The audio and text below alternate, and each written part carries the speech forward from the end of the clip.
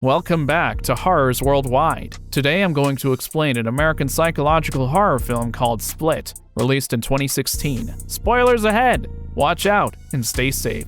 Claire, a high school teenager, is having a birthday party. She also invited Casey because she feels sorry for her, as Casey gets into trouble a lot at school. When Casey is about to get the bus to leave, Claire's father insists that they drive her home with another friend, Marcia, accompanying them. On the way, Claire's father is approached by a stranger, so he gets out of the car. Suddenly, the stranger opens the door, gets in, and sprays the girls with something to knock them out. This is Kevin, who has dissociative identity disorder, with 23 distinct personalities, and he had approached Claire's dad by introducing himself as Dennis. Kevin brings the girls into a windowless room, and then he takes Marcia outside. Suddenly, she runs back in saying that Kevin wanted her to dance, and she peed herself out of fright. Claire says they need to fight back. Casey calmly says they need to wait and see what he wants before taking action.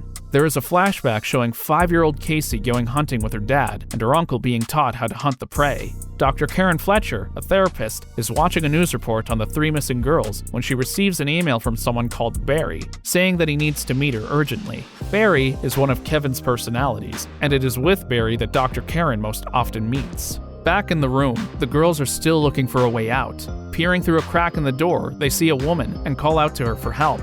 But when the woman approaches, they realize that it is their captor in a skirt and heels. This personality is Patricia, who sports a British accent and is very polite.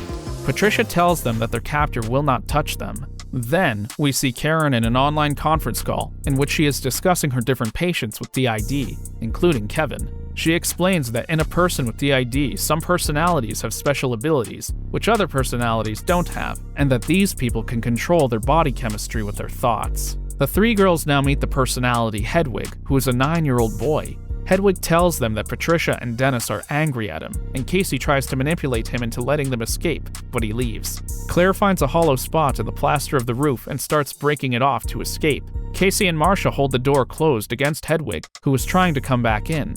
Claire manages to crawl into the vents, finds an exit, and starts running for help. In the meantime, Dennis has become the dominant personality again, and he manages to chase down Claire and locks her in a separate room after making her remove her shirt, because it's dirty. Kevin returns for another session with Dr. Karen and insists that he is Barry. However, Dr. Karen doesn't believe him because she notices him displaying certain traits shown by Dennis, such as OCD. Barry keeps saying that he's gotten better. However, when Dr. Karen mentions Kevin's distinct personalities and then talks about the 24th personality, the Beast, Dennis reveals himself and says that the Beast is indeed real. The personality, Patricia, brings Casey and Marcia out of the room to give them food and forces Marcia to remove her skirt, while Casey removes her flannel shirt. Patricia makes the girls a sandwich, but gets upset when he cuts it crooked and starts making another one. Taking advantage of his distraction, Marcia hits him in the back with a chair, and both girls try to escape again. But again, they are caught, and Kevin locks them both in separate rooms. In Dr. Karen's office, she and her assistant Jai are watching security footage of a garbage can knocked over outside her building. A couple appears and walks around the spilled trash. A little while later, Dennis appears in the footage and walks through the trash, which Dr. Karen believes is deliberate.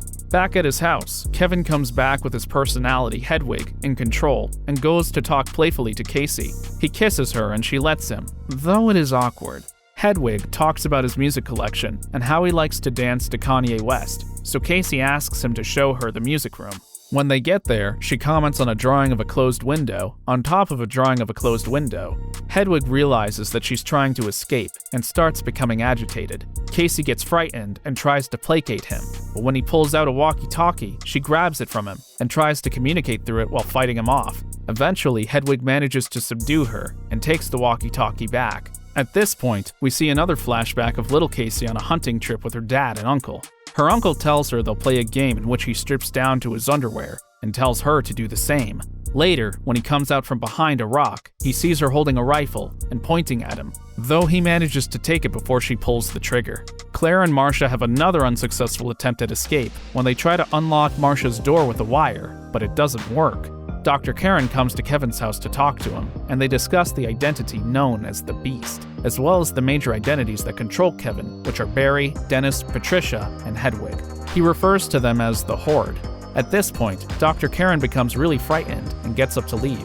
Outside, when she comes to Claire's room, she realizes someone is trapped inside and tries to help, but Dennis pulls her away before she can let Claire out.